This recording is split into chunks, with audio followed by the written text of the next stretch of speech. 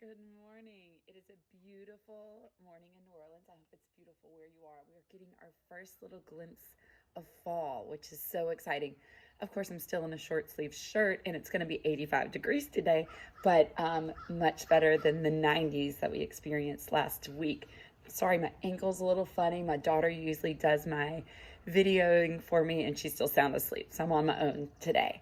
Okay, welcome to this unit on gratitude. I have to tell you that this particular unit tends to be a crowd pleaser because it takes something that we naturally often do in our lives, which is acknowledge the good things going on around us, but it brings a dose of science to it. And it's actually really fascinating to consider that we are now able to study how the brain is changed through things like gratitude practicing.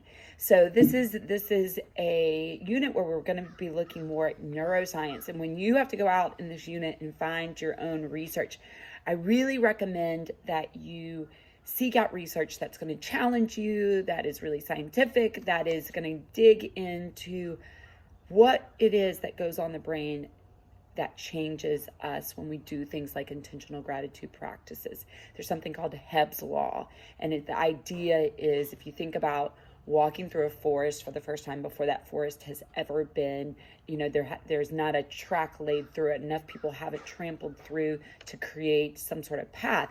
But the more that path gets walked on, the more solidified it gets. And that is the idea with gratitude practicing, that the more you intentionally do it, the brain starts to change in positive ways. And so we're going to be looking more and more at that this unit. All right, I'm going to get into some nuts and bolts things. One, I put the late policy in the email to you this week. Please read over it. Let me know if you have any questions. That's GOA's policy on late work. Please note, you have to ask for extension ahead of time in order to be granted that. So thank you for being careful with that. One thing I'm noticing is that you're doing your assignments, but sometimes forgetting to go back and do the responses, which is so much part of the assignment, right? It's not busy work. The idea with it is it's another time for you to process the material and then therefore to solidify the learning. So please make a note wherever you are keeping up with your work to go back and do those responses before you kind of put that assignment out of your mind. Hangout is going to be different this week. What it's going to look like is there's one hangout that's going to span for 3 weeks. The first task on that is to ask every person in the class one question. Put all of that in one post, one reply, all your questions, but you're going to be like, Hannah, comma, blah, blah, blah. And then the next one would be, just the same. Oh my gosh, I'm not even making sense. But just all in the same post, every question for every person in our class. And then when you're replying, you're going to reply to that post. That's how we're going to keep it organized, because otherwise it can get a little unruly. Let's see what else we have. There's a Zoom coming up, not immediately, but go ahead and scroll ahead and get it on the, even if you're not going to do the Zoom for a while, get it on the calendar so that you're not stressed out in the last minute trying to get that done. Way into this unit, you're also going to be considering who you're going to interview to start really thinking about this topic for your Learning Studio project.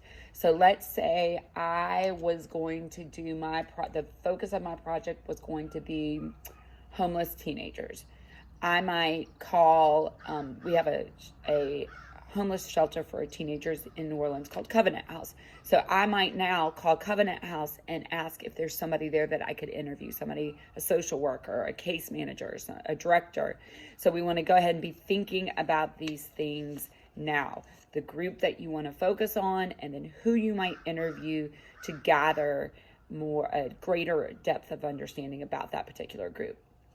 Okay, so at the end of this unit, so we're still a couple weeks away from it, you are going to take a pretend trip to the World Happiness Summit.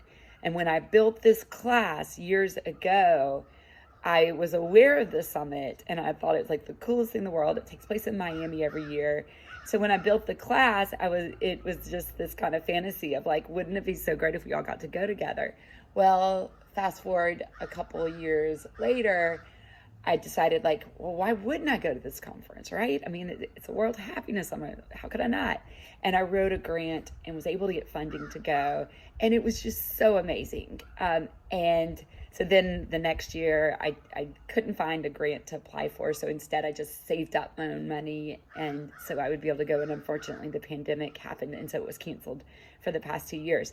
They are having it again this March, and I'm already registered to go. And what is so exciting is this year, Martin Seligman will be presenting.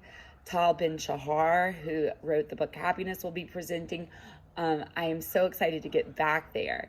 But it was one of these things that just started off as an idea, that took some work and effort, but actually came to be.